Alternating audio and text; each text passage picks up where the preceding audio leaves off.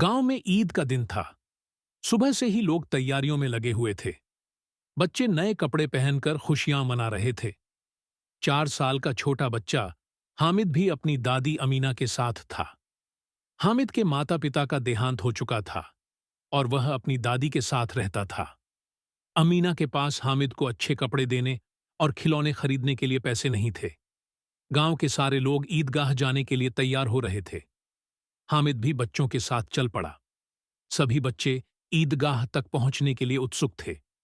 हामिद ने अपने दादी से वादा किया था कि वह ईदगाह जाकर नमाज पढ़ेगा और ईमानदारी से घर लौटेगा। ईदगाह पर पहुंचने के बाद सबने नमाज अदा की। इसके बाद बच्चे मेले की ओर भागे। वहां मिठाइयां, खिलौने और चूड़ियां बिक रही थीं। हर बच्चा कुछ न कुछ खरीद रहा था। हामिद के पास केवल 3 पैसे थे। उसने सोचा, मैं इन पैसों से क्या खरीदूं? मिठाई खा लूं तो यह तुरंत खत्म हो जाएगी, खिलौने खरीदूं तो वे टूट जाएंगे। चलते चलते उसकी नजर लोहे के चिमटे पर पड़ी। उसे याद आया कि उसकी दादी जब रोटी सेंकती हैं तो उनके हाथ जल जाते हैं। उसने सोचा, अगर मैं यह चिमटा खरीद लूं तो दादी के हाथ नहीं जलेंगे। हामिद ने अपने 3 पैसे देकर चिमटा खरीद लिया। जब वह चिमटा लेकर गांव पहुंचा तो बाकी बच्चे उसका मजाक उड़ाने लगे। वे कहने लगे, यह क्या खरीद लाया है?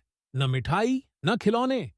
लेकिन हामिद ने कहा, तुम्हारे खिलौने जल्दी टूट जाएंगे, मेरा चिमटा हमेशा काम आएगा। घर पहुंचकर हामिद ने चिमटा अपनी दादी को दिया। अमीना की आंखों में आंसू आ गए। उसने हामिद को गले से लगा लिया और कहा, मेरा बेटा तो बहुत समझदार है, उसने अपने पैसे मुझ पर खर्च कर दिए।